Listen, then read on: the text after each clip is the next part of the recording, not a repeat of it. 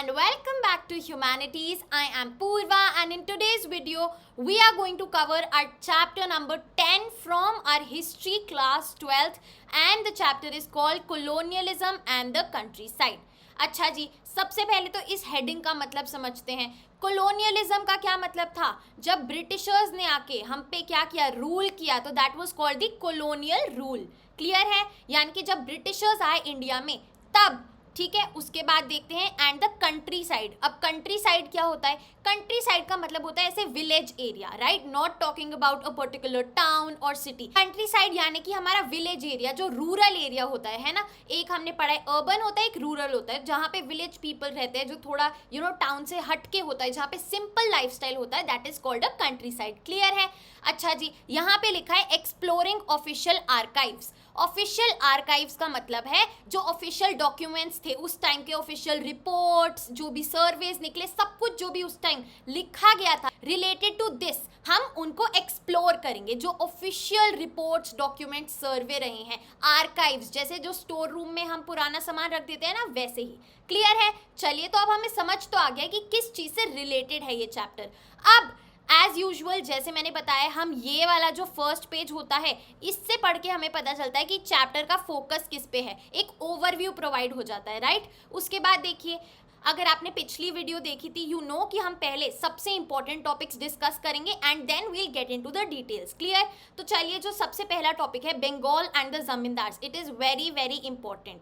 बहुत crucial topic है, इसको टिक कर लीजिए. आगे चलते हैं. ये टॉपिक बहुत लेंदी है, इसमें जमींदार्स का पूरा सब कुछ है. द राइज ऑफ जोतीदार्स वेरी इंपॉर्टेंट, इसी के अंडर आता है. लॉन्ग मार्कर के लिए बहुत इंपॉर्टेंट है. ठीक है भैया, आगे चलते हैं.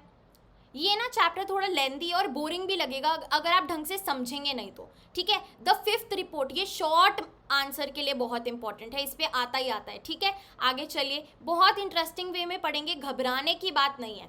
जो सेकंड टॉपिक है the hoe and the plough, यहाँ पे भैया हमारी जो हिल्स ऑफ राजमहल है उसमें जा रहे हैं, बुच्चन ट्रैवल कर रहे हैं, वो सारा हमें स्टोरी की तरह समझना पड़ेगा. Again we can't miss it, it is an essential part of the chapter. ठीक है. इसमें आंसर कहाँ से आता है वो हम पढ़ेंगे. यहाँ पे पहाड़ियाज और संथल्स. क्लियर है? ये पहाड़ियाज वाला बहुत इंपॉर्टेंट है. लाइफ ऑफ पहाड़ियाज कैसी थी, राइट? बहुत इंपॉर्टेंट है ये वाला पार्ट. आगे चलते हैं. ये संथल्स का है, नॉट दैट इंपॉर्टेंट. इसमें पहाड़ियाँ सबसे इंपॉर्टेंट है अगर हम आंसर राइटिंग के पर्सपेक्टिव से देखें तो. ठीक है. अगेन संथल्स पता होना चाहिए क्योंकि पूरा चैप्टर का जो फोकस है वो यही चीज़ें हैं. आगे चलते हैं भैया. आपका यहाँ से 274 ऑनवर्ड्स सीबीएसई ने तो कट कर दिया है फॉर 2022 बोर्ड्स, बट आपको सीयूईटी के लिए पढ़ना है.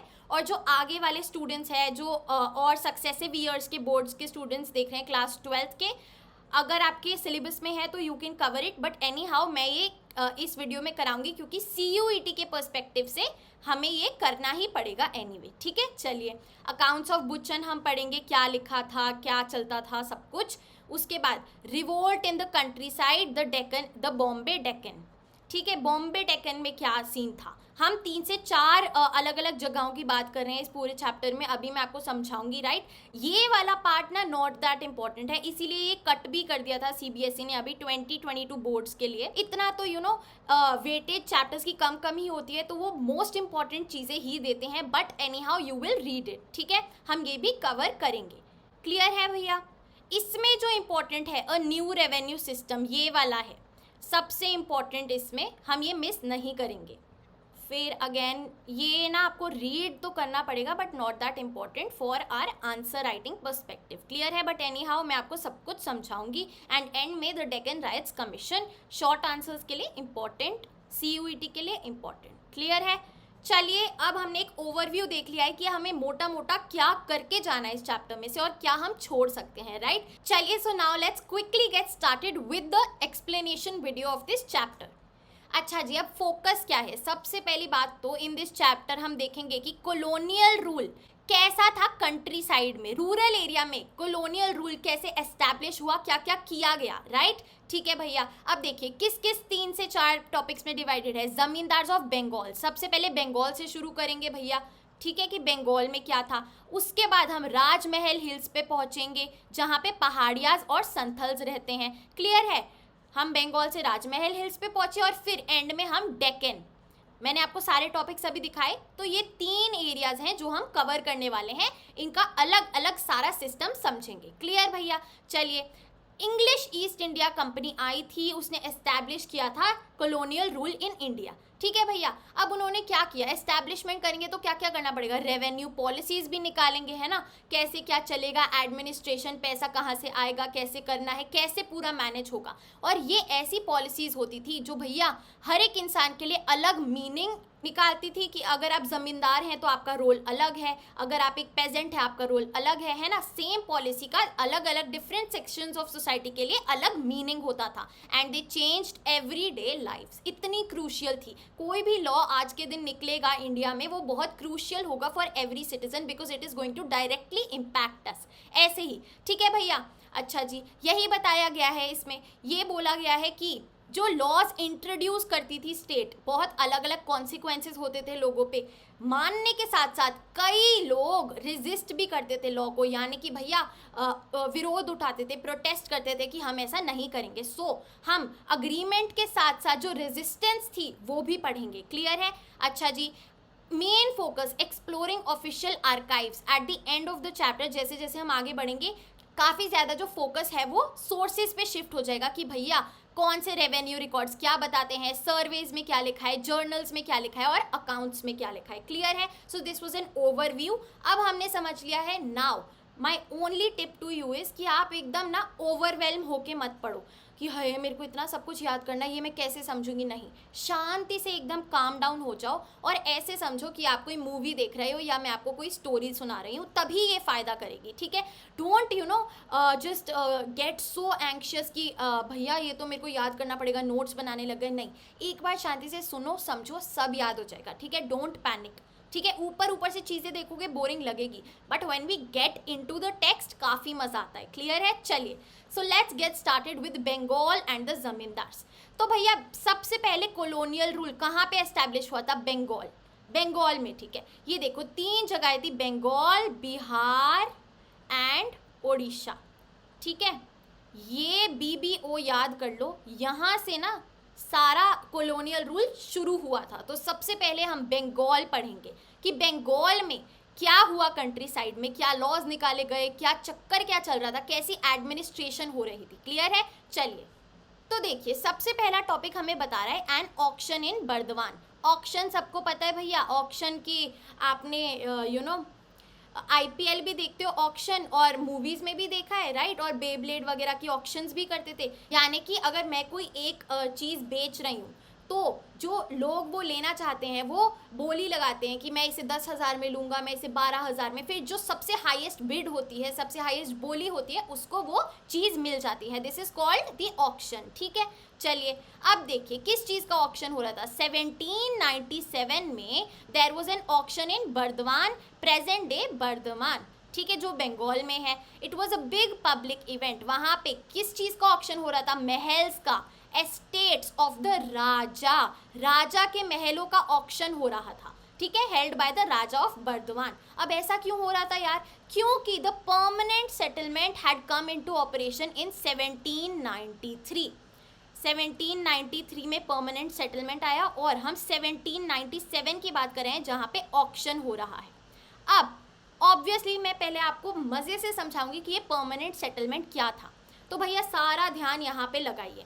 इससे पहले वाले चैप्टर में, चैप्टर नंबर 9 में हमने पढ़ा था कि मुगल एम्परर जब रूल करता था, जब मुगल एम्पायर था, तो जो प्रोविंशियल एडमिनिस्ट्रेशन थी, भैया प्रोविंशियल ही होगी यहाँ पे क्योंकि हम गांव की बात कर रहे हैं। एकदम जो परगना था उस टाइम पे, उधर कौन एडमिनिस्ट्रेशन करता था? 3 लोग थे, राइट? उसमें से एक कौन था जो रेवेन्यू कलेक्ट करता था? चौधरी। ठीक है? चौधरी था जो रेवेन्यू कलेक्शन करता था, राइट? ठीक है? अब यही चौधरी भैया जमींदार कहलाता है। इधर इस सीन में जमींदार है। ठीक है? अब भैया क्या ड्यूटी होती थी उसकी कि आपके एरिया के अंडर जो भी लोग रहते हैं, जो भी पेजेंट्स हैं, जो भी टेनेंट्स हैं, आप उनसे पैसे लेके, उनका रेंट लेके, रेवेन्यू लेके एम्परर किंग को पकड़ाएंगे। ठीक है? ये होता था। अब परमानेंट सेटलमेंट में क्या हुआ? मुगल्स की जगह कौन आ गए, ब्रिटिशर्स आ गए। उन्होंने बोला जमींदार को, चौधरी को, कि भैया ये जो सारा एरिया है ना, ये तेरी परमानेंट प्रॉपर्टी है, यानी कि ये अपने बेटे पोते परपोते ट्रांसफर होती रहेगी, आपकी परमानेंट है ये, इस पे आपका हक है, ये बोल दिया, यानी कि परमानेंट है आपके लिए, ठीक है। बस आपको बदले में क्या करना है, जो ये लोग हैं, जो ये पेजेंट्स हैं, टेनेंट्स हैं, उनसे रेंट लेके हमें देना है।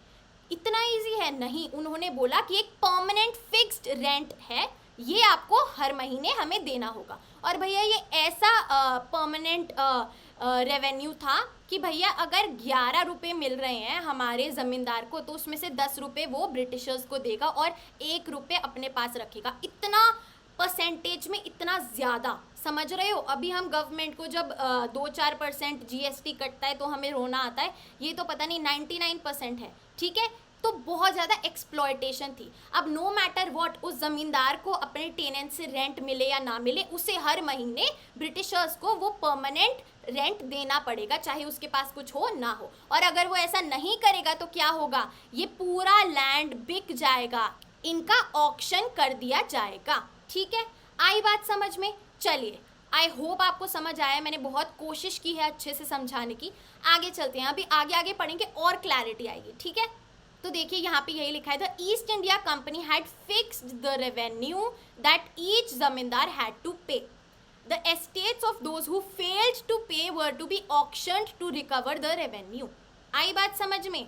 सिंपल, उनका पूरा लैंड बेच के जो पैसा आएगा वो रेवेन्यू ले लेंगे ब्रिटिशर्स, ठीक है। आप दो मत दो, आपका लैंड गया हाथ से, ठीक है भैया। चलिए, यही हुआ राजा ऑफ बर्दवान के साथ भी, क्लियर है।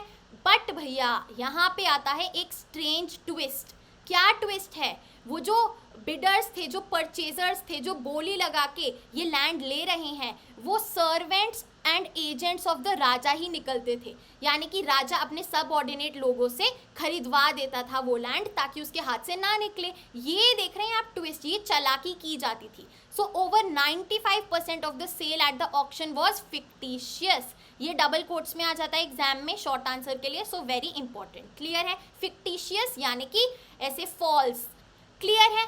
अब यहाँ पे कुछ सवाल हैं जिनका जवाब हमें जानना पड़ेगा। Why had the raja failed to pay the revenue? ऐसी नौबत ही क्यों आई कि उसका एस्टेट ऑक्शन हो रहा है? क्या रीजंस थे? Who were the purchasers eight the auction? ये तो हमने जाना। What does the story tell us about what was happening in the rural areas of eastern India at that time? Clear? चलिए, अब हम जानेंगे मेन मुद्दे की बात, the problem of unpaired revenue. Long answer यहाँ से बनता है, वेरी इंपॉर्टेंट, इवन शॉर्ट भी आ सकता है, इधर से ही आता है आंसर इस चैप्टर में से, क्लियर है। चलिए भैया, ये जो हमने बर्दवान की एस्टेट्स देखी कि राजा ऑफ बर्दवान की सारे महल, सारी एस्टेट ऑक्शन हो गई, they were not the only one जो ऑक्शन हुई थी। बहुत सारी, over 75% of the zamindaris changed hands after the permanent settlement. ऐसा क्यों है? ये भी डबल कोट्स में आ सकता है। What were the reasons, what were the problems of unpaired revenue? भैया ये परमानेंट सेटलमेंट लाने का मोटिव क्या था? ब्रिटिशर्स ने ऐसा क्यों किया? ताकि वो प्रॉफिट कमा सके, ताकि वो इकोनॉमिकली स्ट्रॉन्ग हो सके, राइट। क्योंकि भैया उस टाइम जो बंगाल की इकोनॉमी थी वो बहुत ही ज़्यादा पुअर थी in the 1770s। Why? Due to recurrent famines and declining agricultural output. Famines आते थे और एग्रीकल्चरल आउटपुट था वो भी बहुत ज़्यादा ही कम था, क्लियर है। इस कारण से वो चाहते थे कि भैया अब हमारे पास किसी और तरीके से पैसा आए, ठीक है।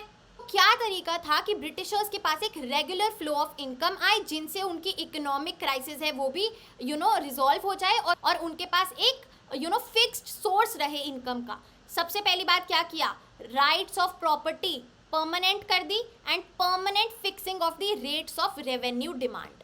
ये हम सब कुछ समझ चुके हैं जैसे मैंने आपको बताया, राइट। तो क्या हुआ? अब भैया रेवेन्यू डिमांड परमानेंटली फिक्स्ड है। आपको पता है कि आपको अपने 11 रुपये की कमाई में से 10 रुपये ब्रिटिशर्स को देने हैं और 1 रुपये आपका प्रॉफिट है। तो ब्रिटिशर्स कहते हैं, कंपनी कहती है, ईस्ट इंडिया कंपनी, कि भैया इससे तो हमारे पास एक रेगुलर फ्लो ऑफ रेवेन्यू है 10 रुपये का, हमें पता है कि इतने पैसे हर महीने आएंगे। और जो एंटरप्रेन्योर्स हैं, जो वो पेजेंट्स हैं, जो वो राजाज हैं, उनको भी पता है कि उन्हें 1 रुपये का प्रॉफिट मिलेगा। एक श्योरिटी है of earning a profit from their investment. कैसे है श्योरिटी? उन्हें ये पता है कि जो स्टेट है, जो ईस्ट इंडिया कंपनी है, वो हमारा 1 रुपया नहीं छीनेगी। देख रहे हो समझदारी, 10 रुपये छीन रही है पर इतना उन्हें श्योरिटी है 1 रुपया नहीं छीनेगी तो वो खुश होंगे, ऐसा ईस्ट इंडिया कंपनी का कहना था। ठीक है, सो इससे क्या बोला गया? उन्होंने होप किया कि इस प्रोसेस से भैया एक emergence of a class of human farmers and rich land owners होगी जो कैपिटल और एंटरप्राइज को इम्प्रूव करेंगे टू इम्प्रूव एग्रीकल्चर। आई बात समझ में? और साथ ही साथ वो कंपनी के लॉयल भी रहेंगे, राइट? ये अपना विन विन सिचुएशन देख रहे हैं, चाहे उनका जितना भी लॉस हो रहा हो। अब भैया प्रॉब्लम कहाँ आई? द प्रॉब्लम ले इन आइडेंटिफाइंग द इंडिविजुअल्स। अब ये कौन करेगा, कौन इम्प्रूव करेगा एग्रीकल्चर को, और साथ साथ कॉन्ट्रैक्ट में आएगा to pay a fixed revenue to the state. ठीक है, यहाँ पे गलती कर गई है। इन्होंने क्या किया? परमानेंट सेटलमेंट किसके साथ करी? राजाज एंड तालुकदार्स ऑफ बंगाल, जिनको अब क्या बोला जाता है? जमींदार्स बोला जाता है आफ्टर द परमानेंट सेटलमेंट। हमने समझा पहले, ठीक है। And they had to pay the revenue demand that was fixed in perpetuity, यानी कि आगे चलते जाओ जितने महीने साल बीत जाए ये रेवेन्यू फिक्स्ड रहेगा। ठीक है, चेंज नहीं होगा। In terms of this definition the zamindar was not a land owner in the village but a revenue collector of the state. आई बात समझ में? ये पूरा पैराग्राफ जो मैंने आपको समझाया वही है कि कैसे वो इकट्ठा करता था विलेजर्स और टेनेंट से पैसे और ब्रिटिशर्स को देता था और फिर अपना प्रॉफिट बचा लेता था।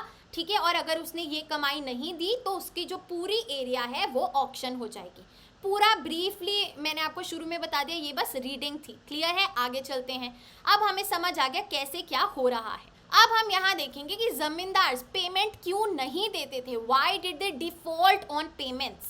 चलिए, why did the zamindars default their payments? क्यों वो पैसे जमा नहीं कर पाते थे? इसके काफ़ी सारे रीजंस हैं। सबसे पहला रीज़न है कि भैया अब ये जो परपेचुइटी वाला रूल है, यानी कि फॉरएवर यही रेंट रहेगा, एक फिक्स्ड रेट रहेगा। तो भैया ईस्ट इंडिया कंपनी पागल तो है नहीं, वो ऑब्वियसली बढ़ा चढ़ा के रेट बोलेगी कि भैया अगर आज से 1 साल बाद इनको प्रॉफिट हुआ तो हम चेंज तो कर नहीं पाएंगे कि हमें और बढ़ के रेवेन्यू दो। तो वो पहले ही 1 साल 2 साल बाद का सोच के चल रही है कि भैया तब इतना प्रॉफिट लूँगा, तो वो अभी से ही 100 रुपये ले रही है। ठीक है, चाहे कमाई उनकी 10 रुपये की हो रही हो, हम 100 रुपये लेंगे, क्योंकि भैया क्या पता तुम्हें 2 साल बाद जाके तुम्हारी 200 रुपये की कमाई हो जाए, फिर हमारा लॉस हो जाए। आई बात समझ में? So the initial demands were very high. This was because it was felt that if the demand was fixed for all time, so the company would never be able to claim a share of increased income from land when prices rose and cultivation expanded। जैसे मैंने आपको समझाया वही भारी भरकम English में लिख दिया है, घबराने की बात नहीं है। ठीक है भैया, आगे चलते हैं। सेकंड फैक्टर क्या था, सेकंड प्रॉब्लम क्या थी? भैया ये हाई डिमांड जो थी ये ऐसे समय पे थी 1790s पे, जब जो एग्रीकल्चरल प्रोड्यूस था वो बहुत ही ज़्यादा कम था, राइट? अब वो कम होगा तो कमाई भी कम होगी और रेंट भी कम दे पाएंगे ज़मींदार को, और ज़मींदार भी कम रेंट देगा ब्रिटिशर्स को, है ना? Making it difficult for the ryots peasants to pay their dues to the zamindars. ठीक है भैया, अब जमींदार को वहाँ से पैसे नहीं मिलेंगे तो वो बेचारा आगे क्या देगा? सेकेंड प्रॉब्लम ये थी। थर्ड प्रॉब्लम क्या थी भैया? The revenue was invariable. भैया बारिश आए ना आए, बाढ़ आ जाए, कुछ हो जाए, आपकी हार्वेस्ट उगे ना उगे, आपको फ़ायदा हो ना हो, आपको तो 100 रुपये देने ही पड़ेंगे। ये बात है, यानी कि इनवेरिएबल है, regardless of the harvest and had to be paid punctually, right? Punctuality का एक बहुत बड़ा एग्जाम्पल सनसेट लॉ की, भैया अगर इस दिन के सनसेट होने से पहले पेमेंट नहीं आई तो आपका सारा एरिया ऑक्शन हो जाएगा। क्लियर है? फोर्थ चीज क्या थी? ये आता है आंसर में, ये चारों पॉइंट बताने पड़ते हैं। That why did the zamindars failed to pay their revenue. ठीक है, फोर्थ चीज ये थी भैया कि permanent settlement initially limited the power of zamindar to collect rent from the peasants ryot and manage his zamindari. उसकी पावर को बहुत रिस्ट्रिक्ट कर दिया गया ताकि वो मिलके आवाज़ ना उठा पाए against the east India company. ये हम इस पैराग्राफ में पढ़ेंगे। क्लियर है? इससे पहले हम सारे के सारे चारों पॉइंट सम अप करेंगे जो हम अपने आंसर में लिख के आएंगे। दीज विल बी योर सब हेडिंग्स। सबसे पहला क्या था? हाई रेट, है ना, क्योंकि परपेचुइटी में फिक्स था तो बहुत ही ज़्यादा हाई रेट था। आगे चलते हैं। सेकंड था हमारा भैया that agricultural produce was very very low, तो कोई भी उनके पास सोर्स ही नहीं था। थर्ड था हमारा इनवेरिएबल लॉज, ठीक है। और फोर्थ है हमारा पावर ऑफ जमींदार was very very limited and controlled. Clear है? ये चार क्या है? रीजंस हैं ऑफ डिफॉल्टिंग पेमेंट। क्लियर है? चलिए अब देखिए क्या किया जमींदार्स के साथ। कंट्रोल और रेगुलेट करना चाहती थी ईस्ट इंडिया कंपनी उन्हें, to subdue their authority and restrict their autonomy, ताकि कोई हमसे लड़ ना ले, हमसे बढ़ के आवाज़ ना उठा दे। राइट, हमने पढ़ा है ना मुगल टाइम में क्या था, उनके पास एक लिमिटेड घोड़े होते थे। राइट, एक आर्मी होती थी, वो हटा दिया गया। कस्टम ड्यूटीज हटा दी गई। द कचहरीज, कोर्ट्स जो उनके अंडर थे पहले, वो अब एक कलेक्टर के अंडर आ गए। ठीक है, तो उनकी पावर देख रहे हैं आप किस हद तक रिड्यूस कर दी गई। So zamindars lost their power to organise local justice and local police. अब ये आपका काम था ही नहीं, आप सिर्फ और सिर्फ रेवेन्यू कलेक्शन करेंगे, बाकी सब जिम्मेदारी किसी और की है। ठीक है, तो अब जमींदार्स अपना खुद का आधा काम कर रहे हैं और बाकी काम कौन कर रहा है? कलेक्टर। सो कलेक्टोरेट आ गया उनकी आधी जगह पे। ठीक है भैया। So over time the collectorate emerged as an alternative centre of authority, restricting the power of zamindars. अब देखिए इस पैराग्राफ से हमें एक अलग पर्सपेक्टिव मिलेगा। किन का? जो देखो ये हमने जो हायरार्की पढ़ी है एक बार समझो। सबसे ऊपर है ईस्ट इंडिया कंपनी, उसके बाद है जमींदार्स, ठीक है, और उसके बाद कौन है? जो पेजेंट्स हैं, जो रयत्स हैं, हमने पढ़ा है ना। ठीक है, अब पेमेंट कैसे जाती है? पेजेंट जमींदार को देते हैं और जमींदार ईस्ट इंडिया कंपनी को। राइट, ये हमने अभी तक समझा है। आई बात समझ में? अब देखिए अब हम इनकी बात करेंगे इस वाले पैराग्राफ में। At the time of rent collection कौन करता था? जमींदार का एक ऑफिसर अमला, वो जाके घर घर रेंट कलेक्ट करता था। बट भैया rent collection was a perennial problem, एक नेवर एंडिंग प्रॉब्लम थी। अब भैया आम लोगों को भी संभालना है, ये जो पेजेंट्स हैं, जो ये रयत्स हैं, ये अपने आप में बनेंगे, ये अपने आप में जमींदार्स को परेशान करने में इन्हें मज़ा आता था। क्योंकि भैया sometimes bad harvest, low prices made payment of dues difficult for the ryots, है ना। ठीक है, अब उनके पास पैसा ही नहीं है, बेचारे कहाँ से दें। एट अदर टाइम्स वो जान जान के पेमेंट डिले करते थे। क्लियर है? अब देखिए ये मेन चीज़ है, rich ryots and village headman, उनको क्या बोलते थे? जोतीदार्स एंड मंडल्स। ये जो रिच रयत्स थे, पेजेंट्स, ये क्या करते थे? ये रिच जैसे ये खुद पेजेंट है, ये अपने अंडर और 2-3 लोगों को एम्प्लॉय करके काम कराते थे। तो ये जो रिच रयत्स थे भैया ऑब्वियसली अभी जमींदार्स को परेशान करना चाहेंगे, क्योंकि ये एक ही आई वुड से हायरार्की में थे, दोनों रिच थे। ठीक है, so they wanted the zamindars to be in trouble. कौन? Rich ryots and village headman, वो कौन थे? मंडल्स। क्लियर है? चलिए, तो एक कॉम्पिटिशन आ गया जमींदार की तरफ। ठीक है, so the zamindar could not therefore easily assert his power over them. However, क्या कर सकता था जमींदार? सिर्फ और सिर्फ जुडिशियल प्रोसीडिंग कर सकता था उनके अगेंस्ट जिन्होंने पेमेंट नहीं की, और जो ऑब्वियसली बहुत ही ज़्यादा लॉन्ग प्रोसेस था, पता नहीं कितने ही टाइम लग जाता था उसमें। आई बात समझ में? अब पूरी सिचुएशन आपको समझ में आ रही है कैसे बेचारा जमींदार फंस गया है between the east India company and the ryots. आई बात समझ में? चलिए आगे चलते हैं। चलिए अब हम चलते हैं द राइज ऑफ जोतीदार्स। देखो भैया अभी तक हमने जमींदार्स पढ़े, राइट। अभी मैंने आपको जो एक फ्लो चार्ट बनाया था, है ना, ऊपर कौन है? ईस्ट इंडिया कंपनी, और नीचे कौन है? पेजेंट्स, है ना। अब इन पेजेंट्स में भी भैया जो रिच पेजेंट्स थे, दे वर कॉल्ड जोतीदार्स। ठीक है, उन्हें जोतीदार्स बुलाया जाता था। अब ये जोतीदार्स क्या करते थे? अपने अंडर छोटे छोटे पेजेंट्स एम्प्लॉय कर लेते थे, जो उनकी एग्रीकल्चर करेंगे। ठीक है, तो यही बताया गया है कि भैया जब जमींदार्स की पावर नीचे हो रही थी, डिक्लाइन हो रही थी, वो क्राइसिस फेस कर रहे थे, तो कौन ग्रो हो रहा था? peasants, a group of rich peasants were consolidating their position. कौन थे ये rich peasants? These class of rich peasants was known as जोतीदार्स. ठीक है भैया, अब जोतीदार्स क्या थे भैया? अब ये ज्योतिदार्स ऐसी पावर में आए कि भैया by the early 19th century jotedars had acquired vast areas of land, उनके पास बहुत ज़मीन हो गई and they controlled local trade as well as money lending. उनका ना एक बहुत ज़्यादा इन्फ्लुएंस हो गया गाँव में, ठीक है, exercising immense power over the poor. ये जो छोटे पेजेंट्स हैं उनके ऊपर तो इन्हीं का कब्जा चलता था, इन्हीं की पावर चलती थी, ये ट्रेड मनी लेंडिंग सब कुछ करते थे, ठीक है।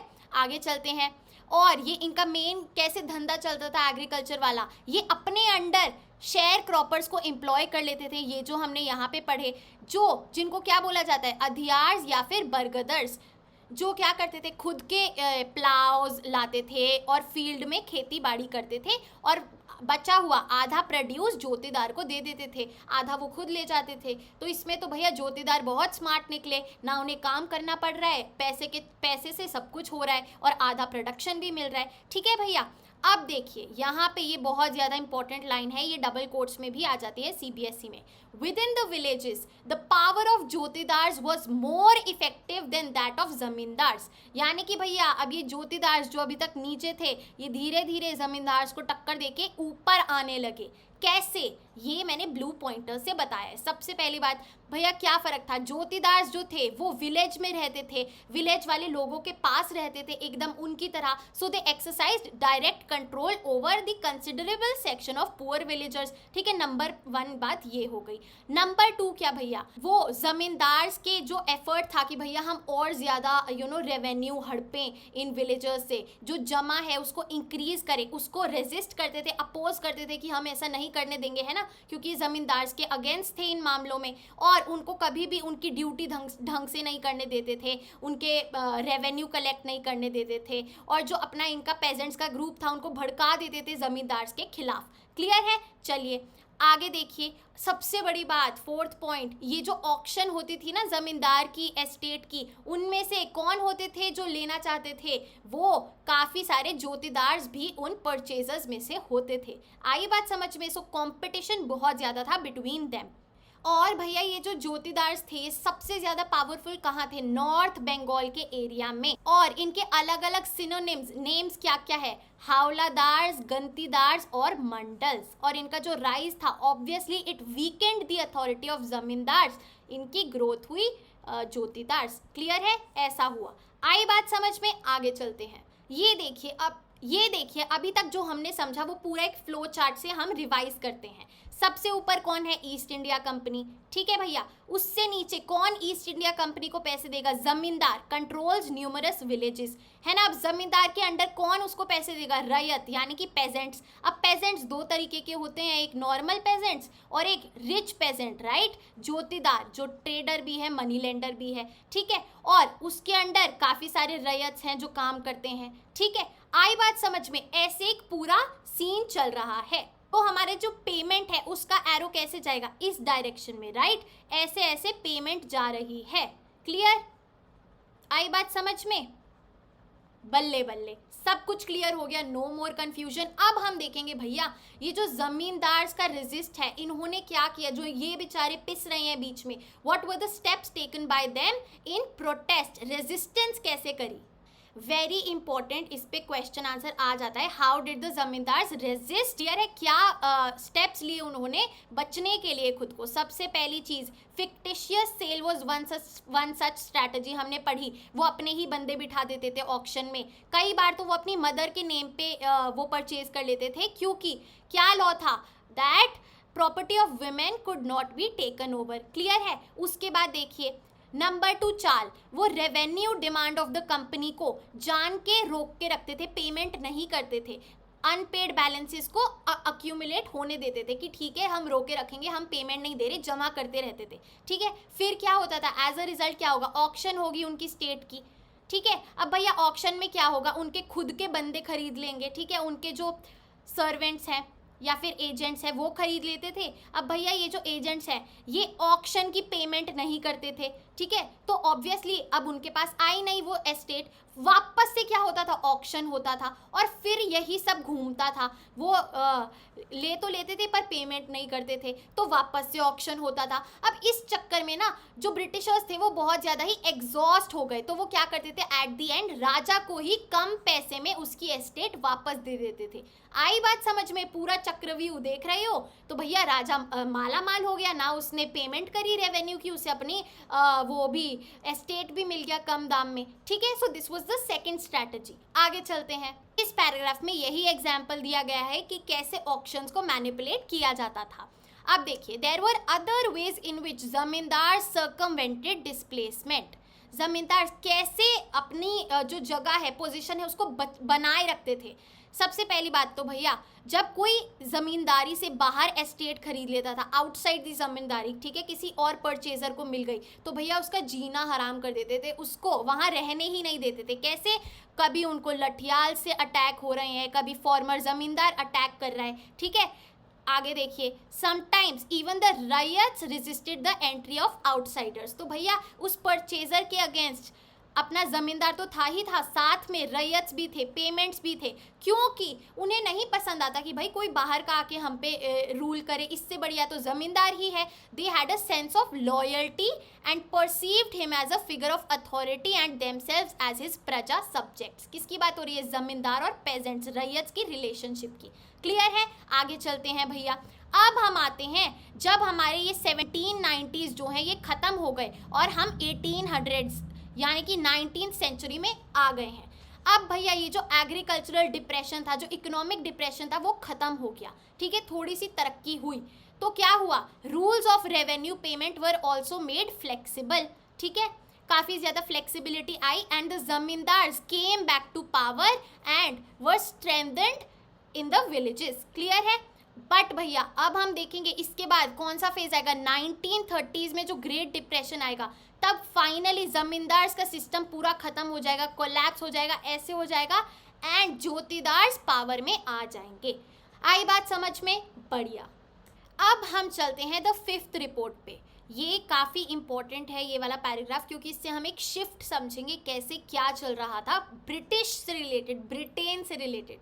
तो देखिए, फिफ्थ रिपोर्ट क्या थी? ये एक तरीके की रिपोर्ट थी which was submitted to the British parliament in 1813। ठीक है, 1813 में ब्रिटिश पार्लियामेंट, यहाँ ईस्ट इंडिया कंपनी ने ब्रिटिश पार्लियामेंट को एक रिपोर्ट भेजी, जिसमें क्या थी, it was the fifth of a series of reports on the administration and activities of East India Company. कि भैया ब्रिटेन ने पूछा, जो वहाँ की क्वीन थी उन्होंने पूछा कि भैया क्या कर रहे हो यहाँ पे, हमें पूरी जानकारी दो, पूरी रिपोर्ट दो, इतने टाइम में आपने क्या क्या किया है, क्या रेवेन्यू आया है, सब कुछ। क्लियर है? चलिए, so this was referred as the fifth report and ये 1002 पेजेस की थी, 1002 पेजेस की, जिसमें 800 पेजेस की तो अपेंडिसेस थी that reproduced petitions of zamindars and ryots, reports of collectors from different districts, statistical tables on revenue returns, notes on the revenue and judicial administration of Bengal and Madras. Clear है? तो ये सब था हमारा फिफ्थ रिपोर्ट का पार्ट। अब हम जानेंगे कि ये फिफ्थ रिपोर्ट आखिर सीन में क्यों आई, ब्रिटिश गवर्नमेंट ने क्यों मांगी एक रिपोर्ट। क्योंकि भैया जब से ये ईस्ट इंडिया कंपनी इंडिया पे ट्रेड करने आई, तो एक बहुत ज़्यादा ही उन्होंने मोनोपोली क्रिएट कर ली। मोनोपोली यानी कि सबसे ज़्यादा पावरफुल आप ही हो इस एरिया में, आप ही की चल रही है और कोई आपके पास कंपटीशन है ही नहीं ट्रेड के एरिया में। तो ये सारी एक्टिविटीज़ इंग्लैंड में, ब्रिटेन में बहुत क्लोजली वॉच हो रही थी और डिबेट हो रही थी कि आखिर हो क्या रहा है वहाँ पे। So all those Britishers in England opposed to the monopoly of East India Company. वो कहते भैया कि सिर्फ और सिर्फ ईस्ट इंडिया कंपनी का फ़ायदा हो रहा है, जो ब्रिटेन एज अ होल है, जो ब्रिटेन कंट्री है, उसका कोई फ़ायदा नहीं हो रहा। ठीक है, सो दे डिमांडेड दैट आप रेवोकेशन करो of the royal charter that gave the company this monopoly. आप लॉ को बदलो। कौन? क्राउन को कह रहे हैं, ब्रिटिश पार्लियामेंट को कह रहे हैं कि ईस्ट इंडिया कंपनी के पास जो पावर आपने कॉन्फर करी है उसको हटा दो। ठीक है, क्लियर है? क्यों? क्योंकि फ़ायदा तो सिर्फ ईस्ट इंडिया कंपनी को हो रहा है but not to the British nation as a whole. क्यों भैया? क्योंकि कंपनी कितना मिस रूल कर रही है, मैल एडमिनिस्ट्रेशन कर रही है, करप्शन और ग्रीड जो कंपनी ऑफिशियल्स के अंडर है वो हम देख पा रहे हैं, वो प्रेस में दिख रही है और हमें समझ आ रहा है कि ब्रिटेन एज अ कंट्री का यूज हो रहा है और ईस्ट इंडिया कंपनी जो ऑफिशियल्स है उनका सिर्फ और सिर्फ प्रॉफिट हो रहा है.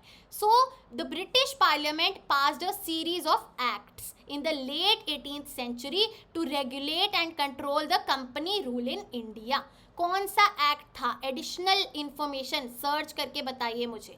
कौन सा गवर्नमेंट ऑफ इंडिया एक्ट था? कौन सा एक्ट था ये जो एक शिफ्ट ऑफ पावर हुआ from the east India Company to the crown. ठीक है, और इसी चक्कर में रिपोर्ट्स प्रोड्यूस करनी पड़ी कंपनी को टू द ब्रिटिश पार्लियामेंट कि देखिए हम ऐसा ऐसा कर रहे हैं. So the fifth report was one such report produced by a select committee. Clear है? डन.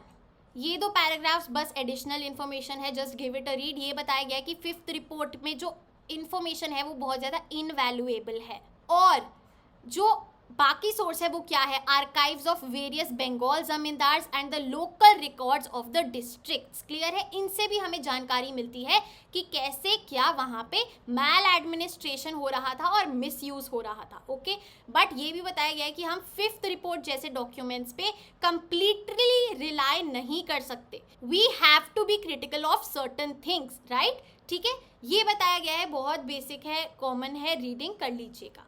आगे चलते हैं on to the next topic, the hoe and the plough. तो भैया अभी यहाँ पे हमने बंगाल की सिचुएशन तो समझ ली है, हमारा एक एरिया कवर हो गया है. अब हम कहाँ चलेंगे? पढ़ा था ना आर से, राजमहल हिल्स में. ठीक है, यहाँ पे कौन कौन है? संथल्स हैं और पहाड़ियाज हैं. ये लोगों के नाम हैं. ओके, लोगों के ग्रुप के नाम, एक कम्युनिटी के नाम, राइट? जैसे जो ट्राइबल्स होते हैं वैसे. क्लियर है? चलिए, now moving on to our next topic which is the hoe and the plough. तो भैया ये हो और प्लाउ क्या होता है? इसका मतलब हो का मतलब भी एक एग्रीकल्चरल टूल है और प्लाउ का मतलब भी. हो और प्लाउ की पिक्चर मैं यहाँ इंसर्ट कर देती हूँ. तो सबसे पहली बात तो hoe represents the Paharias and plough represents the Santhals. ठीक है, दोनों अलग अलग कम्युनिटीज़ की बात हो रही है, हम डिटेल में अभी समझेंगे. अच्छा जी, अभी हमने बंगाल की बात करी थी, from the wetlands of Bengal. अब हम चलते हैं ड्रायर जोन्स की तरफ, जहाँ पे पहले बंगाल में क्या सेटल्ड कल्टिवेशन प्रैक्टिस होता था, बट यहाँ पे क्या होगा? Shifting cultivation. तो हम बंगाल से जब राजमहल जा रहे हैं तो यहाँ से सेटल्ड एग्रीकल्चर से हम शिफ्टिंग एग्रीकल्चर की तरफ बढ़ रहे हैं. अब शिफ्टिंग एग्रीकल्चर क्या होता है भैया? जहाँ पे एक जगह रह के कल्टिवेशन नहीं होती, जगह जगह घूमते रहते हो, right? You are just wanderers. जैसे बंजाराज होते हैं, एक जगह कल्टिवेशन की फिर वहाँ लैंड क्लियर करके न्यू लैंड पे चले जाएंगे. तो वो होता था राजमहल में. तो यहाँ पे हम पहाड़ियाज की बात करेंगे. चलिए, इन द हिल्स ऑफ राजमहल. तो भैया ये हिल्स ऑफ राजमहल में हमें कहाँ से पता चल रहा है कि ये सब हो रहा है? बुचानन के रिकॉर्ड से. Buchanan was a traveller. अभी हम और डिटेल में समझेंगे. Buchanan was actually an employ of the east India company. ठीक है, वो पूरे सर्वे करने के लिए, इंफॉर्मेशन जानने के लिए जगह जगह ट्रैवल करते थे, राइट? तो उनके रिकॉर्ड से हमें पता चला है कि भैया जी राजमहल हिल्स में जो लोग रहते थे देवर नोन एज दी पहाड़ियाज. क्लियर है? अब जब वो राजमहल हिल्स में पहुंचे, उन्होंने देखा that these hills appeared impenetrable, कि यहाँ तो आप अंदर जा ही नहीं सकते, इतनी खतरनाक, सिग्निफाइड डेंजर, इतनी खतरनाक लगती हैं ये, राइट? वहाँ के लोग कैसे हैं? हॉस्टाइल है, apprehensive of officials and unwilling to talk to them. बहुत ज़्यादा अनवेलकमिंग है, वो अपने में रहना चाहते हैं. जैसे ट्राइबल पीपल होते हैं ना, उन्हें लगता है अगर कोई भी बाहर से आ रहा है तो क्या करेगा? उनका लैंड हड़प लेगा. ठीक है, उनका जो लाइफस्टाइल है, सिंप्लिसिटी है, वो सब कुछ चेंज कर देगा. मॉडर्नाइजेशन करना चाहता है, उनके कल्चर को वो ख़त्म कर देना चाहता है. वैसा ही पहाड़ियाज का सीन था, एग्जैक्टली वैसा ही. ठीक है, they deserted their villages and absconded. अब भैया ये जो बुचानन के रिकॉर्ड्स हैं, ये acted as a diary of places he visited, यानी कि वो सारी जगहें बताता था जहाँ जहाँ वो गए, फिर people he encountered and the practices he saw. ये सब कुछ बुचानन के अकाउंट से हमें पता चलता है. तो अब हम पहाड़ियाज के बारे में ये सब जानेंगे. We learn that these hill folk were known as Paharias. They lived around the Rajmahals. क्या क्या करते थे वो? अब ये पूरा डिस्क्रिप्शन पहाड़ियाज के बारे में है. सब्सिस्टिंग ऑन फॉरेस्ट प्रोड्यूस, यानी कि वो फॉरेस्ट प्रोड्यूस पे जी रहते थे, यानी कि नेचुरल एकदम खाना पीना। प्रैक्टिसिंग शिफ्टिंग कल्टीवेशन, जैसे मैंने आपको समझाया क्या होता है, cleared patches of forest by cutting bushes and burning the undergrowth, ठीक है। उसके बाद से पोटैश मिलता था जो ऐश से, ठीक है, अंडरग्रोथ घास फूस को जला के जो पोटेशियम मिलता था उससे क्या करते थे, variety of pulses and millets grow करते थे अपने खाने के लिए। तो ऐसा इनका पूरा जो ये है कंजम्पशन पैटर्न चलता था, ठीक है। They scratch the ground lightly with hoes, आ गया ना होज का रोल, जो हमने वो इंस्ट्रूमेंट पढ़ा एग्रीकल्चर में काम आता है। Cultivated the cleared land for a very few years and then उसको छोड़ के ताकि वो रिकवर कर ले फर्टिलिटी अपनी, नए एरिया में चले जाते थे। इसीलिए शिफ्टिंग एग्रीकल्चर बोला गया है और सेटल्ड एग्रीकल्चर नहीं बोला गया, क्योंकि ये सेटल्ड एग्रीकल्चर प्लेन्स में हमने देखा ना, बंगाल के प्लेन्स में। क्लियर है? चलिए अब देखिए क्या क्या करते थे वो। From the forest they collected Mahua, a flower for food, silk cocoons and resin for sale and would for charcoal production. Very important for CUET perspective, MCQ से देखे तो माहुआ, ठीक है भैया। आगे चलते हैं, और वो कैटल के लिए पैस्चर भी प्रोवाइड करते थे वो फैलो लैंड से, ठीक है। चलिए आगे चलते हैं भैया। The life of Paharias was intimately connected with the forest, क्योंकि उनका हर एक एस्पेक्ट लाइफ का, अगर हम कंजम्पशन की बात करें, राइट, उनका प्रोडक्शन की बात करें, एग्रीकल्चर, वो सब कुछ पूरा सस्टेन वो किस पे करते थे, फॉरेस्ट पे, right. So forest was their homeland, तो उसको वो अपना पूरा एरिया, लैंड को अपना रीजन समझते थे। और सिर्फ लैंड नहीं बल्कि उनकी आइडेंटिटी और उनका सर्वाइवल, समझ रहे हैं आप वो कितना ज्यादा अटैच्ड थे। इसी कारण से they resisted the intrusion of outsiders, कोई बाहर से आए, चाहे अब वो बुचानन हो या कोई भी हो, तो हम उससे हॉस्टाइल रहेंगे, एक दीवार बना लेंगे, क्योंकि हमें डर है कि ये जो हमारा कल्चर है, ये जो हमारा ट्रेडिशन है, ये जो हमारा शिफ्टिंग एग्रीकल्चर का एकदम फॉरेस्ट प्रोड्यूस पे जीने का लाइफस्टाइल है, वो कहीं खराब ना हो जाए, वो कहीं खत्म ना हो जाए। क्लियर है? चलिए अब भैया हमारे पहाड़ियाज का भी एक चीफ होता था, एक अगर कोई ग्रुप है तो उसको लीड करने के लिए कोई ना कोई तो चाहिए, तो it was the chief. Clear है? ये देखिए, the chiefs maintained the unity of the group. क्या क्या करते थे chiefs? Settle disputes and led the tribe into battles with other tribes. क्या क्या करते थे? उनकी यूनिटी बनाए रखते थे, अगर झगड़ा हो गया लोगों के बीच में सॉल्व करते थे, और अगर पूरी ट्राइब को कहीं दूसरी ट्राइब से लड़ने जाना है, ठीक है, बैटल में जाना है, तो पूरी तैयारी करते थे, ठीक है। चलिए आगे चलते हैं, और देखिए ये वेरी वेरी इंपॉर्टेंट है। पहाड़ियाज का एक रेगुलर स्टंट क्या रहता था कि वो प्लेन्स में जाके रेड करते थे, वेयर सेटल्ड कल्चरिस्ट्स लिव्ड, ठीक है। तो यहाँ जो प्लेन्स थे वहाँ सेटल्ड एग्रीकल्चर था, और पहाड़ियाज में क्या था, शिफ्टिंग। तो वो वहाँ जाके रेड मारते थे ताकि उन्हें इकोनॉमिकली भी बेनिफिट होए और उनके लिए नेसेसरी थी सर्वाइवल के लिए। It was a way of asserting power over settled communities कि हम आपसे ज़्यादा पावरफुल है, और देखो हमारी इतनी पावर है कि हम आपके पास आके आपसे छीन के ले जा रहे हैं रिसोर्सेज। क्लियर है? And they were a means of negotiating political relations with outsiders। Clear है? अच्छा कैसे भैया? ये देखिए, अब इस सिस्टम से एक और नई चीज़ आई, जो चीफ था वो प्लेन्स में जाके कहता ठीक है आप हमें मंथली कुछ ना कुछ अलाउंस दो और हम सेफ्टी बना के रखेंगे कि ऐसी कोई रेड नहीं होगी आप पे। देख रहे हैं? So the zamindars on the plain had to purchase peace by paying a regular tribute to the hill chiefs. आई बात समझ में? ट्रेडर्स, सिमिलरली ट्रेडर्स भी करते थे ताकि भैया उनको परमिशन मिले टू यूज़ द पासेस, जो जंगल के रास्ते थे वो ट्रेड के लिए वो यूज़ कर पाए, तो वो भी अपने पहाड़िया चीफ्स को कुछ अलाउंस देते थे। क्लियर है? आगे चलते हैं। This negotiated peace was somewhat fragile. इसका क्या मतलब है? आ सकता है डबल कोट्स में कि भैया कभी कभी बहुत ज़्यादा ही मनमुटाव आ जाते थे, बैटल होने लगती थी between the two different communities, different style of living. ऐसा कब हुआ? जब when the frontiers of settled agriculture were being aggressively extended in eastern India। यानी कि भैया अब तुम पहाड़ियों के रीजन में आके उनका सारा कल्चर ख़त्म कर रहे हो और तुम चाहते हो वो भी कन्वर्ट हो जाएं, सेटल्ड एग्रीकल्चर में आ जाएं इंस्टेड ऑफ शिफ्टिंग एग्रीकल्चर। ठीक है? कैसा हुआ ये? जब ब्रिटिशर्स ने फॉरेस्ट क्लियरेंस के लिए एनकरेज किया लोगों को, उन्हें बोला कि अनकल्टिवेटेड लैंड्स को राइस फील्ड्स में बदल दो। तब जाके ये जो डर था कि उनका सारा जो लैंड है वो उनसे छिन जाएगा, ये जागरूक हुआ, एक रियलिटी में बदल गया। और ऐसा क्यों था? क्योंकि भैया ब्रिटिशर्स के अकॉर्डिंग तो सेटल्ड एग्रीकल्चर ही एक मॉडर्न फॉर्म ऑफ लिविंग था, उसी से अच्छे मकाम तक एक इकोनॉमी पहुंच सकती है, और जिस लेवल तक वो स्प्रेड होगा उतना ही ज़्यादा ग्रोथ होगी कंट्री की, राइट। और इससे क्या होगा? सोर्सेज ऑफ लैंड रेवेन्यू बढ़ेंगे, production of crops for export बढ़ेगा, and the basis of settled and ordered society establish होगी, ठीक है। That is why so the Britishers saw people living in the forest area savage, unruly, primitive and difficult to govern, कि भैया एकदम ये तो wild ही हैं, इनको कैसे ही सुधारें, कैसे, जब हम इनको एक मॉडर्न वे में शिफ्ट करें, एक शिफ्टिंग एग्रीकल्चर से सेटल्ड एग्रीकल्चर में जाएं, एक सोसाइटी एस्टैब्लिश कर पाए, एक पार्ट बन पाए। सो इस कारण से सेटल्ड एग्रीकल्चर को एस्टैब्लिश किया जाए पहाड़ियाज के लिए भी, एंड फॉरेस्ट पीपल को सिविलाइज्ड किया जाए, कैसे रहते हैं, रहना सहना, मॉडर्न पना,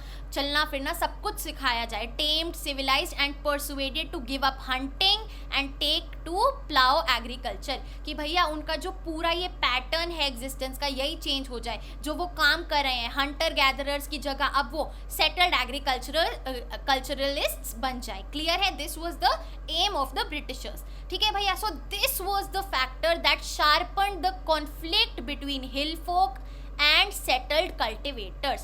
These were the bone of contention. Clear है? अब भैया इधर हम पढ़ेंगे कि ब्रिटिशर्स ने क्या पॉलिसीज या फिर क्या स्टेप्स लिए to take control over the Paharias. Clear है? 1770s में भैया सीधा एक ब्रूटल पॉलिसी ऑफ एक्सटर्मिनेशन निकाल दी कि इनको मारना शुरू कर दो, hunting the Paharias down and killing them. Can you believe this?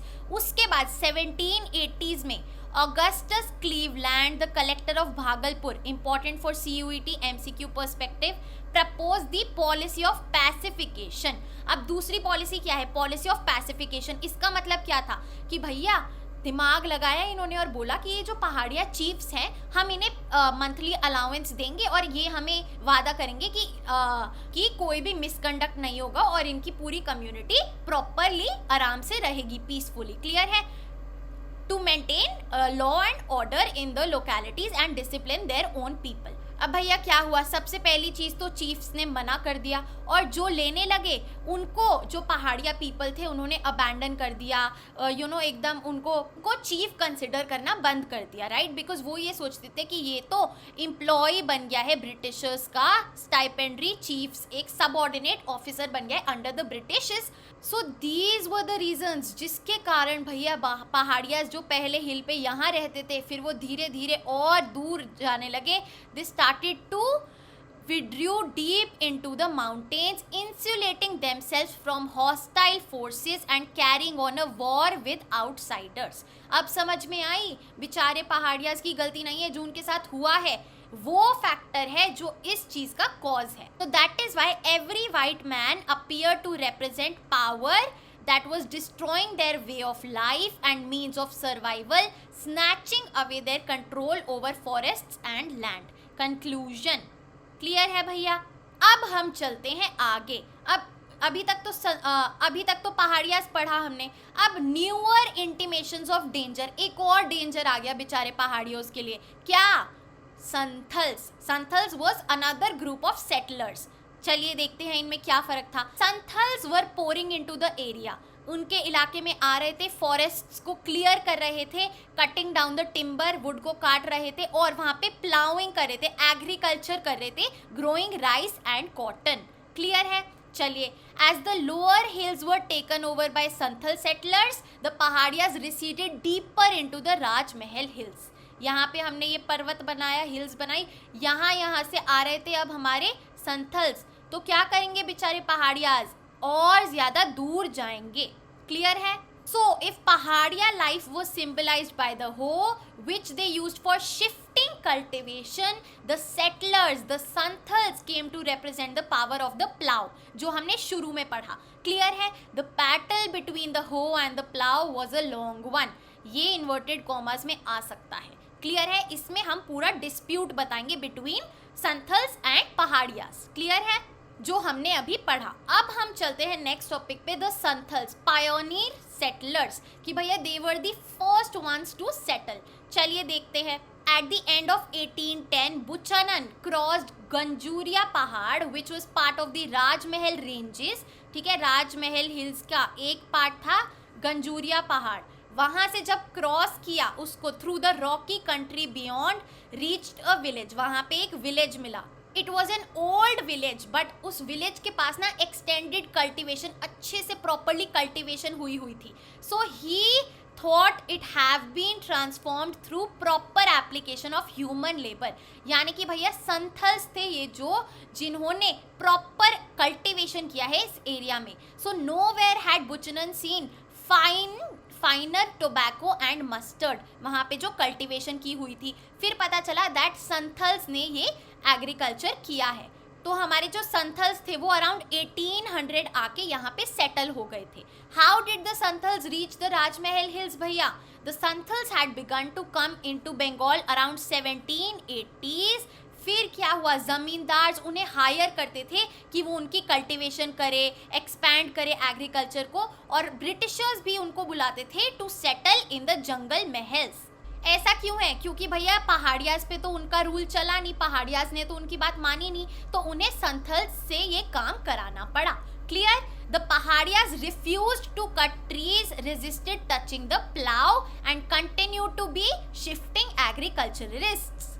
So for the Britishers and the zamindars, the Santhals by contrast appear to be the ideal settlers, clearing forests and plowing the land with vigor। जो वो चाहते थे कि भैया agricultural production बढ़े, cultivated land spread हो और forests को हटा दिया जाए ताकि फुल यूटिलाइजेशन हो लैंड की। क्लियर है? चलिए, the Santhals were given land and persuaded to settle in the foothills of Rajmahal. उनको वहाँ पे प्रॉपर लैंड दे दिए कि आप यहीं पे रहिए, आराम से सेटल हो जाइए।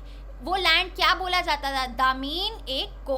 वेरी इंपॉर्टेंट CUET के पर्सपेक्टिव से, the land of the Santhals. Clear है यहाँ पे? ठीक है, वहाँ पे वो रहते थे, एग्रीकल्चर प्रैक्टिस करते थे and became settled peasants. The land grant to the Santhals stipulated that at least 1/10 of the area. क्या बोला गया? एक कंडीशन दी गई कि भैया 1/10 ऑफ द एरिया अगले 10 सालों में क्या हो जाना चाहिए, क्लियर करके वहाँ पे प्रॉपर कल्टिवेशन हो जानी चाहिए। ये एक कंडीशन थी लैंड ग्रांट की बाय द ब्रिटिशर्स। क्लियर है? चलिए, सो इस टेरिटरी को सर्वे किया गया, मैप करा गया और प्रॉपर सिस्टमैटिकली बना दिया गया। After the demarcation of दामीन i को भैया हमारी जो संथल सेटलमेंट्स थी वो रैपिडली इंक्रीज हुई, पॉपुलेशन भी उनकी बढ़ गई। क्लियर है? As cultivation expanded and increased volume of revenue flowed into the company's coffers. Obviously बहुत ज़्यादा पैसा कमाएगी कंपनी भी, इतना एग्रीकल्चरल प्रोडक्शन हो रहा है, इतना फ़ायदा हो रहा है। तो भैया एक और चीज़ हमें संथल मिथ्स और संथल सॉन्ग्स से ये पता चला है कि जो उनकी पास्ट हिस्ट्री थी वो बहुत ज़्यादा ही एक टायरलेस जर्नी पे थे, एक सर्च में थे कि हमें कहाँ प्रॉपर सेटल होने को मिलेगा। And this search came to an end with Damin i को।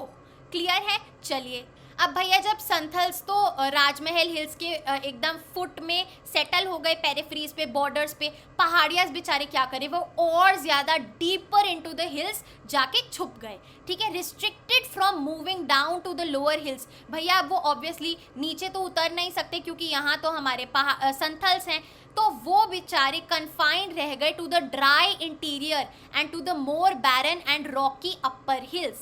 राइट, ये हिल्स हैं एकदम अपर हिल्स में, एकदम विड्रॉ होके वहाँ एकदम ड्रायर कंडीशंस में वो रह गए। अब बेचारे वो वहाँ पे अपना शिफ्टिंग एग्रीकल्चर भी नहीं कर सकते क्योंकि उन्हें तो आदत है न्यू लैंड पे जाके कल्टिवेशन करने की, और रिस्ट्रिक्टेड उनके पास लैंड है। तो their lives were severely affected, empowering them in the long term। क्योंकि अब भैया ऑब्वियसली वो नेचुरल फर्टिलिटी ऑफ सॉइल को बार बार रीगेन नहीं कर पा रहे थे, शिफ्टिंग एग्रीकल्चर प्रैक्टिस नहीं कर पा रहे थे, and most fertile soils became inaccessible to them, क्योंकि वो संथल्स के लैंड में दामीन ए को का हिस्सा बन चुका था।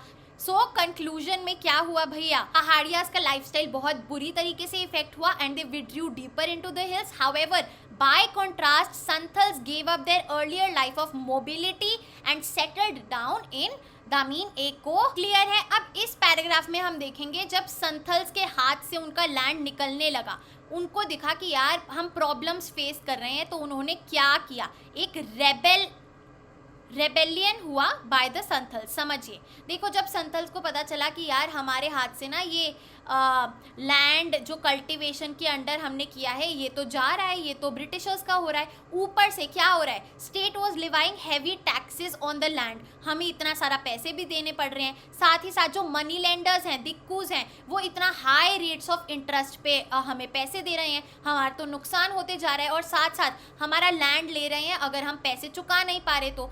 ऊपर से भैया जमींदार हैं वो कंट्रोल गेन कर रहे हैं हमारे दामीन एक को पे, तो भैया हम क्या करें, क्या क्या प्रॉब्लम्स हैं, ये 4 पॉइंट। सबसे पहले heavy taxes, money lenders high interest rate, zamindars asserting control and the land slipping away from their hand, ये प्रॉब्लम्स थी that the Santhals were facing. Clear है। फिर क्या हुआ, 1850s में संथल्स ने कहा this is time to revolt, rebel against zamindars, money lenders and the colonial state. Clear है भैया। फिर क्या हुआ, successfully after the Santhal revolt 1855 से 1856 में जो हुई, उन्हें अपना खुद का एक संथल परगना असाइन कर दिया गया। परगना सब डिविजन जो हमने पढ़ा था, right, carving out 5500 square miles from the districts of Bhagalpur and Birbhum.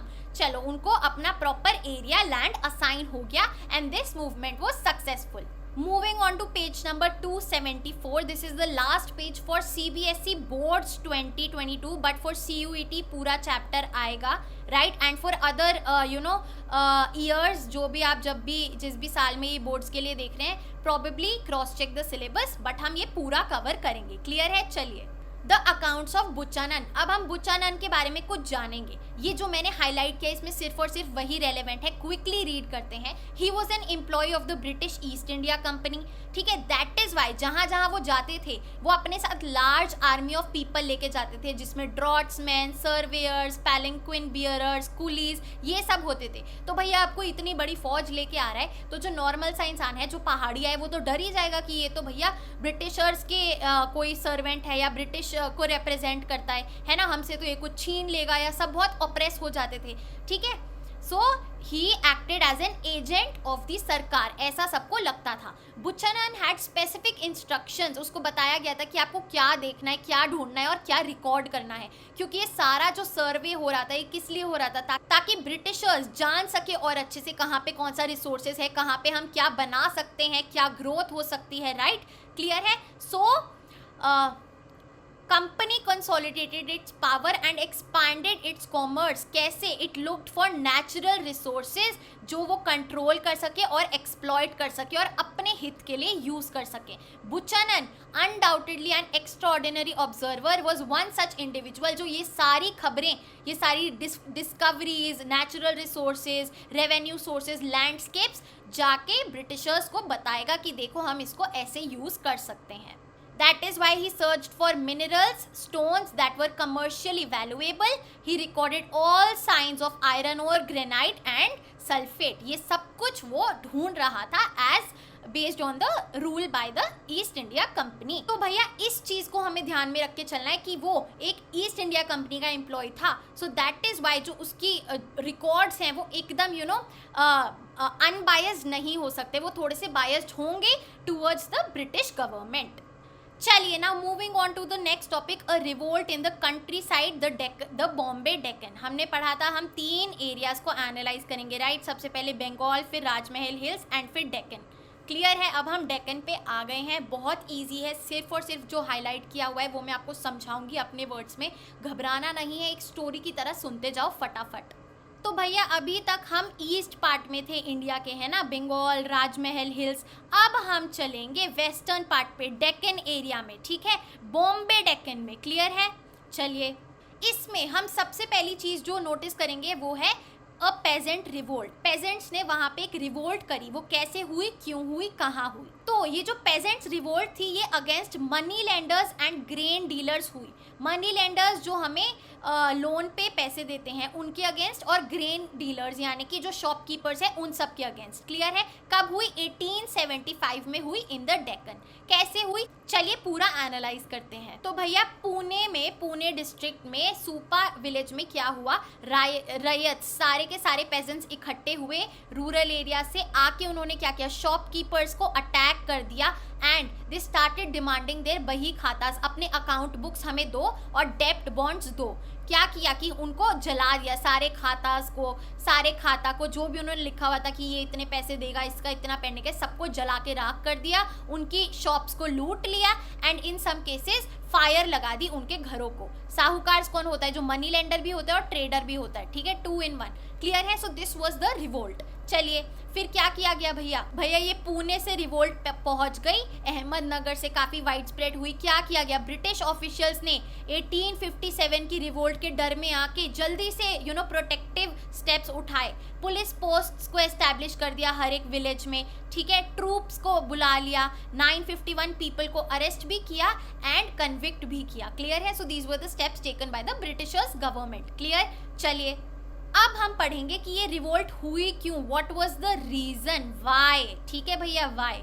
यहाँ पे देखिए पूरा क्वेश्चंस लिखे हैं, why did the burning of books and deeds happen. Clear है? क्यों? एक न्यू रेवेन्यू सिस्टम के कारण। क्या हुआ जल्दी से देखिए। हमने समझा कि परमानेंट सेटलमेंट हुई थी बंगाल में, जिसका बहुत ही बुरा फार फेच्ड इम्प्लीकेशन हुआ। ये जो परमानेंट सेटलमेंट थी ये बंगाल के बाहर तो बिल्कुल भी अप्लाई नहीं हुई, ये बंगाल तक ही रिस्ट्रिक्टेड रह गई थी। और आफ्टर 1810 एग्रीकल्चरल प्राइसेस थे जो वो बढ़ गए, ठीक है, तो जो वैल्यू ऑफ प्रॉफिट थी, वैल्यू ऑफ हार्वेस्ट प्रोड्यूस थी पेजेंट्स की, वो भी बढ़ गई, उनकी इनकम बढ़ गई। तो भैया अब ऑब्वियसली जमींदार की इनकम बढ़ी है तो गवर्नमेंट को भी ज़्यादा टैक्स लेना है, ठीक है, उनको ज़्यादा रेवेन्यू चाहिए। तो अगर वो परमानेंट सेटलमेंट को कंटिन्यू करेंगे तो उन्हें तो वो 100 रुपये ही रखना पड़ेगा ना, है ना। तो दैट इज़ वाई ये परमानेंट सेटलमेंट हटा के क्या रख दिया गया, टेम्पररी रेवेन्यू सेटलमेंट। कहाँ पे? बाकी सारे एरियाज में जो उन्होंने बंगाल के बाद जब्त करे, ठीक है। एक सबसे बड़ा रीज़न तो ये था जो हमने पढ़ा कि एग्रीकल्चरल प्रोडक्शन राइज हुई तो जो प्रॉफिट था वो भी राइज हुआ and that is why they wanted more revenue. Clear है? सबसे पहला पॉइंट ये है। दूसरा पॉइंट क्या है भैया कि एक ना जो गवर्नमेंट ऑफिशियल्स होते हैं वो बहुत ज़्यादा इन्फ्लुएंस होते हैं इकोनॉमिस्ट्स की थ्योरी से। तो उन्होंने अपने कॉलेज टाइम में तब डेविड रिकार्डो की इकोनॉमिक थ्योरी पढ़ी थी। जो रिकार्डियन आइडियाज थे वो क्या कहते थे कि जो लैंड ओनर होता है उसका सिर्फ और सिर्फ हक है एक एवरेज रेंट पे। अगर उस एवरेज रेंट से ज़्यादा उसके पास पैसे आते हैं तो वो सरप्लस रेंट हो जाएगा और उस रेंट पे स्टेट टैक्स लेगी, एडिशनल टैक्स किया जाएगा। क्लियर है? और अगर ये टैक्स नहीं होगा तो भैया जो लैंड ओनर्स है, जो ज़मींदार है, वो तो रेंटियर्स में बन जाएंगे, वो कल्टीवेशन करेंगे ही नहीं भैया, क्योंकि उनके पास तो रेंटल इनकम आ रही है, उनका सोर्स ऑफ इनकम तो वही रहेगा। सो दैट इज़ वाई जो इम्प्रूवमेंट ऑफ लैंड है, जो उसमें इन्वेस्टमेंट है, वो नहीं हो पाएगी। इस कारण से हम डेविड रिकार्डो की थ्योरी फॉलो करेंगे ऑफ एवरेज रेंट कि भैया अगर एवरेज रेंट से ज़्यादा आपके पास आया तो हम उस पर टैक्स चार्ज कर लेंगे। क्लियर है? This was another step taken for temporary revenue settlements. अब भैया ये जो रेवेन्यू सिस्टम था बॉम्बे डेक्कन में, इसका नाम क्या दिया गया? रायतवारी सेटलमेंट। इसमें क्या है? इसमें बीच में कोई भी ब्रोकर नहीं है। Unlike the Bengal system, the revenue was directly settled with the ryot. Clear है? उसको बता दिया जाता था उसका एक एवरेज निकाल के कि आपको इतनी आपकी रेवेन्यू पेइंग कैपेसिटी है, इतना प्रपोर्शन ऑफ फिक्स्ड है, share to the state. Clear है? और हर 30 साल में ये चेंज होगा। क्लियर? अब भैया ये जो हमने रैयतवारी सिस्टम पढ़ा है इसका क्या आउटकम हुआ? जैसे हमने अपना परमानेंट सेटलमेंट वाला पढ़ा, ठीक है, आउटकम क्या हुआ इसका भैया? ये सारा आउटकम यहाँ पे है। देखिए जो रेवेन्यू स्टेट मांग रही थी वो इतना हाई था कि भैया पेजेंट्स बेचारे अपना विलेज गांव छोड़ के नई जगह पे माइग्रेट कर गए कि भैया अपने बस की तो है नहीं ये काम। और ऊपर से वही इनवेरिएबल कंडीशंस, जब ना खेती बाड़ी हुई है, रेनफॉल भी बिल्कुल अच्छी नहीं आई है, तब भी हम पैसे दे, it was impossible to pay the revenue. अब भैया अगर रेवेन्यू पे करना है तो इंसान क्या करेगा? इंसान लोन लेगा मनी लेंडर से, है ना। अब भैया मनी लेंडर से लोन लोगे, ठीक है, फिर वो पैसे जो लिए आप वो ब्रिटिशर्स को दे दोगे। अब आपके पास लोन चुकाने के पैसे तो है ही नहीं, फिर वो चुकाने के लिए आप वापस से लोन लोगे, फिर आप इसी साइकिल में ट्रैप हो गए लोन और इंटरेस्ट को देने की, right? So this was the problem, right? That is why unpaid balances of revenue mounted on a peasant. Clear है? वो इतना ज्यादा डेट में चला जाता था कि बेचारा कुछ कर ही नहीं पाता था। इनएविटेबली दे बोरोड, ये पूरी साइकिल बोरो बोरो बोरो करते रह गए वो। As debt mounted and loan remains unpaid, peasants dependence on money lenders increased. भैया क्या करे, बार बार पैसा लेना पड़ेगा, ये प्रॉब्लम आती गई। बाय द 1840s इतना ज्यादा पेजेंट इंडेटेडनेस हो गई कि बहुत ही ज्यादा समस्या आ गई।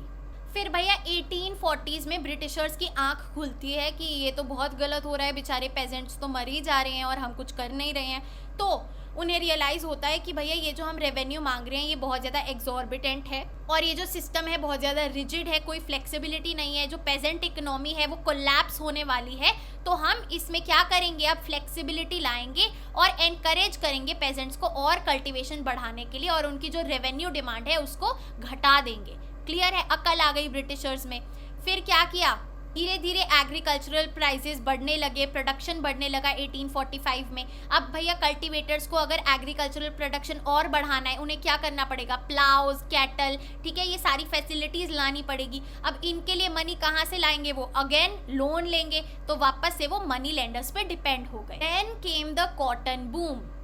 फिर एकदम से जज्बात बदल गए, जिंदगी बदल गई। क्लियर है? क्या हुआ, 1860, अब देखो बिफोर 1860s क्या होता था, सारी जो कॉटन प्रोडक्शन थी वो ब्रिटेन में, यूके में कहाँ से जाती थी, अमेरिका से। यूएस एक्सपोर्ट करता था यूके को सारी कॉटन। क्लियर है? बट फिर क्या हुआ, यहाँ पे एक चीज़ है, 1857 में कॉटन सप्लाई एसोसिएशन एंड 1859 में मैनचेस्टर कॉटन कंपनी, CUET के लिए, MCQ के लिए वेरी वेरी इंपॉर्टेंट। ठीक है, आगे चलते हैं। फिर क्या हुआ भैया, 1860 के बाद अमेरिका में सिविल वॉर हो गई, तो ये सारा प्रोडक्शन बंद हो गया और जो यूके था, ब्रिटेन था, वो तो टोटली डिपेंडेंट था यूएस पे, है ना, कि कॉटन भिजवाएगा। फिर इंडिया का रोल आया इन द पिक्चर। इंडिया ने कॉटन प्रोडक्शन शुरू करी और ये जो डिमांड थी यूके की वो फुलफिल कर दी कि हम आपको कॉटन पहुंचाएंगे। तो भैया अभी कॉटन का बिजनेस शुरू हुआ in Bombay. Cotton merchants visited the cotton districts to assess supplies and encourage cultivation. तो वापस से जो क्रेडिट फ्लो हुआ, पैसा आने लगा, right? So this was a boom for the Indian industry as well. These developments had a profound impact on the Deccan countryside। जो रैयत थे भैया उनके पास seemingly limitless credit है, क्योंकि भैया जो मनी लेंडर है वो अब आराम से पैसे दे रहा है। पहले तो वो मना करता था क्योंकि हम चुका नहीं पाते थे, बट अब हमारे पास भी काम है, उसके पास भी काम है, तो क्रेडिट फ्लो हो रहा है। They were being given ₹100 as an advance for every acre they planted with cotton। Clear है? और साहूकार उन्हें लॉन्ग टर्म लोन्स भी दे रहे थे, तो सिचुएशन पूरी बदल गई। पर अब भैया ऑब्वियसली अगर इतना बूम आया है तो एकदम से मार्केट नीचे भी जाएगी। अब अमेरिका में वॉर खत्म हुई और सिचुएशन वापस से नॉर्मल हो गई। सारा इंपोर्ट एक्सपोर्ट अब अमेरिका कर रहा है ब्रिटेन को और इंडिया का रोल खत्म हो गया। तो यहाँ पे ये टॉपिक आता है क्रेडिट ड्राइज अप, यानी कि ये जो फ्लो ऑफ क्रेडिट था वो अब रुक गया। As the Civil War ended, cotton production in America revived and Indian cotton exports to Britain steadily declined। Clear है? While credit dried up, the revenue demand increased। अब रेवेन्यू की demand increase हो गई भैया, अब ब्रिटिश स्टेट को पैसे चाहिए अपने। एंड हमने अभी पढ़ा था फर्स्ट रेवेन्यू सेटलमेंट, उसके बाद जो सेकंड रेवेन्यू सेटलमेंट निकाली उसमें इतना ड्रामेटिकली इंक्रीज कर दिया कि 50% 50 से सीधा 100% का इंक्रीज हो गया। तो भैया वापस से वही सिचुएशन आ गई, मनी लेंडर और रैयत्स की पूरी वो साइकिल कंटिन्यू हो गई। क्लियर है? Back to basic. अब यहाँ पे उनका दुखड़ा सुनेंगे, द एक्सपीरियंस ऑफ इनजस्टिस के अंडर, कि क्या फील कर रहे हैं पेजेंट्स मनी लेंडर्स को ले, क्योंकि अब इस टाइम मनी लेंडर्स उनको पेमेंट नहीं दे रहे, क्योंकि उन्हें भी पता है कि वो चुका नहीं पाएंगे। तो कोई भी मनी लेंडर पागल तो है नहीं कि उनकी हेल्प करेगा endlessly, seamlessly, even when they know that this is in that interest पैसा वापस नहीं मिलेगा। So the refusal of money lenders to extend loans enraged the रैयत बहुत गुस्सा हो गई इस बात से। ठीक है, वो इस बात से सैड नहीं थे कि वो पैसे नहीं दे रहे, वो इस बात से सैड थे कि उन्हें फील नहीं हो रहा कि हम किस बात से गुजर रहे हैं. They were being insensitive to their plight. हमारी तो इस सिचुएशन ये समझ ही नहीं रहे हैं, जबकि हम तो इन्हें पूछते हैं काफ़ी टाइम से. इवन बिफोर कॉलोनियल रूल जो मनी लेंडिंग था वो चला आ रहा था, and the money lenders were regarded as powerful figures by the peasants. Clear है. और क्योंकि ये चला आ रहा था प्रोसेस काफ़ी टाइम से, एक वेराइटी ऑफ कस्टमरी नॉर्म्स बन गए थे between the money lender and the pageants. क्या था वो नॉर्म? कि भैया ऑब्वियसली जो प्रिंसिपल है, जितने पैसे हम आपसे ले रहे हैं उससे ज़्यादा इंटरेस्ट चार्ज नहीं होना चाहिए. The interest charge could not be more than the principal. However ये फेयर इंटरेस्ट का जो फिनोमिना था ये खत्म हो गया. ऐसा बिल्कुल नहीं होता था. अगर आपने 100 रुपये का लोन लिया है तो आपको 2000 रुपये का इंटरेस्ट पे करना पड़ रहा है. ऐसी सिचुएशन अराइज हो गई थी. क्लियर है. ये हमें कैसे पता चला? By the Deccan riots commission. This was a commission appointed to investigate this issue. Clear है. So the riots came to see the money lender as devious and deceitful. Clear है. The British passed a limitation law. Britishers ने to the plight of peasants एक law निकाला. कौन सा law? Limitation law. That stated that the loan bond signed between money lenders and ryots सिर्फ और सिर्फ 3 साल के लिए रहेंगे. ठीक है. They will only exist till 3 years. आई बात समझ में? और ऐसा क्यों निकाला गया? ताकि हम इसके बाद चेक कर सके कितना इंटरेस्ट अक्यूमुलेट हो गया है.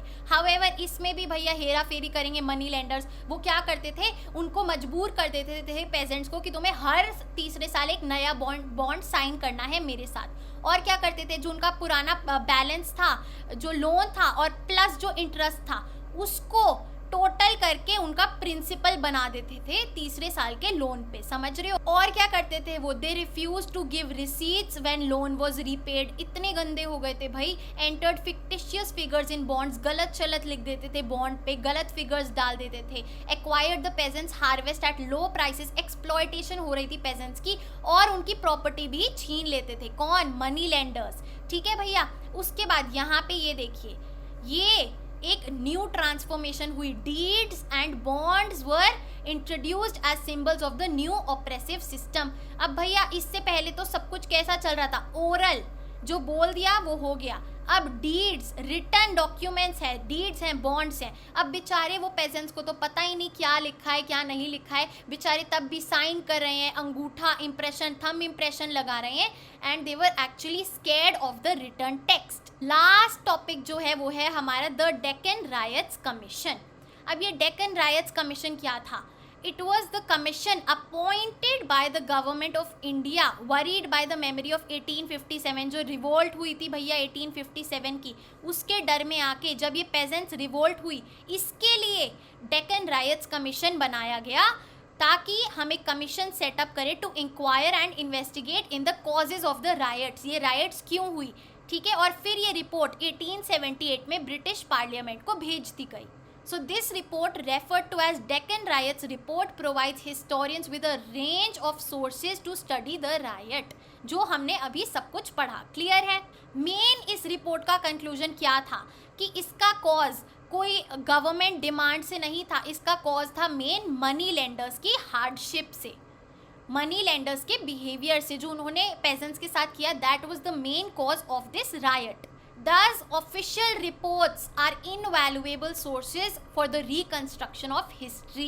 This is the conclusion of this whole chapter. क्योंकि हमने पूरा ये जो चैप्टर पढ़ा है वो ऑफिशियल आर्काइव्स के थ्रू पढ़ा है, बुचनन के रिकॉर्ड्स, चाहे वो हमारी डेक्कन कमीशन राइट्स हो. So guys we have covered this chapter. Finally बहुत मेहनत के बाद हमने ये चैप्टर कवर कर लिया है. अगेन आई एम सीइंग बहुत एफर्ट लगता है यार. बैठ के पहले हाईलाइट करो, स्टडी करो, फिर एक्सप्लेन करो, गला दुख जाता है. My only request to you guys is कि आप सबसे पहली बात तो रिव्यू डालें इस वीडियो का कमेंट बॉक्स में, ताकि सबको पता चले कैसा पढ़ाया है, how are you actually understanding this. ठीक है. और उसके बाद ऑब्वियसली लाइक करो, सब्सक्राइब करो, एंड सबसे बड़ी बात अपने दोस्तों के साथ शेयर करो. So now we have understood the whole chapter. I know देखो थोड़ा सा टाइम कंज्यूमिंग होता है, बट जो एंड प्रोडक्ट है ना वो आई वुड से प्राइसलेस है. जो अंडरस्टैंडिंग आपने गेन करी है वो आप कहीं से भी गेन नहीं कर सकते. So guys that is it for this video. I hope you liked it, and if you did please like, share and subscribe to the channel. You are at humanities. Happy learning. I will see you in the next video.